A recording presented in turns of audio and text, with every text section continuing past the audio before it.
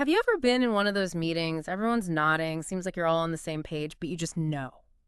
You know the message hasn't really landed. Oh, absolutely. Yeah. Or you see a team, super smart people, just tripping over misunderstandings, even though everyone means well. Exactly. And that's what we're diving into today. Why communication, even with the best intentions, can just go completely sideways. We've been digging into excerpts from The Art of Unstuck Communication. Really practical stuff in here, especially I think for multicultural teams. Get ready for some real aha moments, because this could seriously shift how you think about getting your point across. That's a great way to put it. Think of this deep dive as a shortcut, really, to understanding those subtle communication nuances.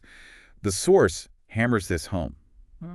What's perceived. Yeah. That often matters way more than what you think is real. Perception versus reality, okay. Yeah, closing that gap, that's key. Okay, let's unpack this then. The source highlights a few big reasons communication just collapses. First up, and apparently this costs businesses billions ignoring cultural diversity. Billions. And it's not just about language, right? It's deeper stuff, like overlooking local sensitivities. Yeah. You see these big multinational companies, they hire global talent, great.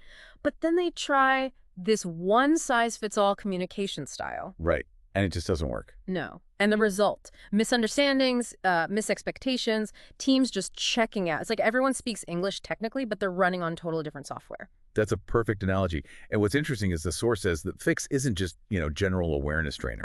No, it's about actively building a shared cultural operating system. There's this example in the book, a tech firm. Yeah. They cut project delays, like 30%, after putting in what they call cultural bridge training, focused on specifics, how different cultures give feedback, handle conflict, not just vague sensitivity. Wow. Okay. So codifying it almost? Pretty much making the implicit explicit. Okay. So culture's huge. But the source also points to something maybe a bit more internal. Sometimes our own experience can trip us up. They call it arrogance masquerading as experience. That's a tricky one. Yeah.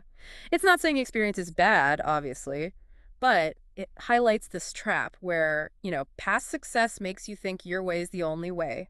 Confirmation bias, basically. Right. Your communication style gets rigid. You think you're being clear, direct, but maybe you're accidentally shutting people down or offending someone with a different background. And the question is, how do you even spot that in yourself? Yeah. Especially if you're generally successful. Good question.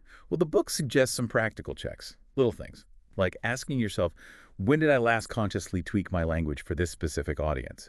Or am I asking for feedback on how my message landed, not just if I delivered it? It boils down to seeing communication as a skill you constantly hone, not some trophy you've already won. Needs reflection. Constant honing. Makes sense. And that idea of assumptions, it connects to the next point. Gaps between different levels of experience. Experience gaps equals communication gaps. You have to use the junior divide. Big time.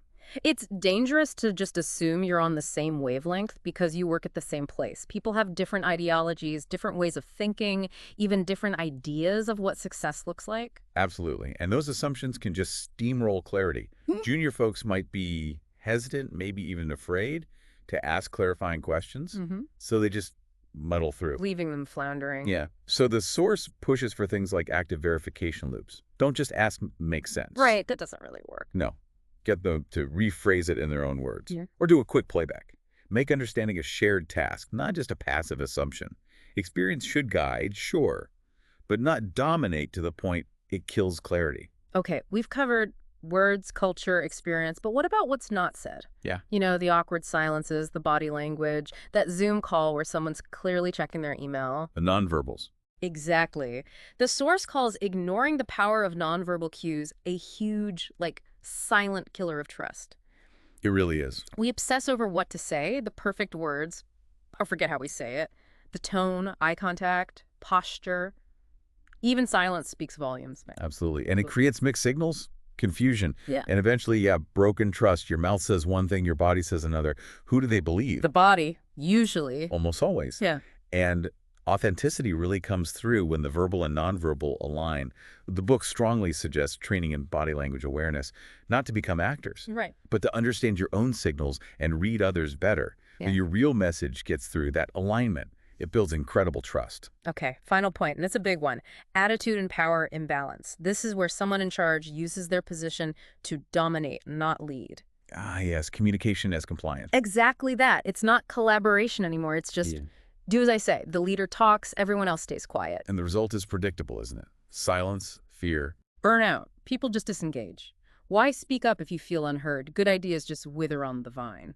And the fix, according to the source, is genuine empathetic leadership, which isn't about being soft. It's strategic. It's using power to empower others. How? Like practically. Things like circular feedback loops, actively getting input from everyone, all levels, and using it. Or reverse mentoring, where seniors actually learn from junior perspectives.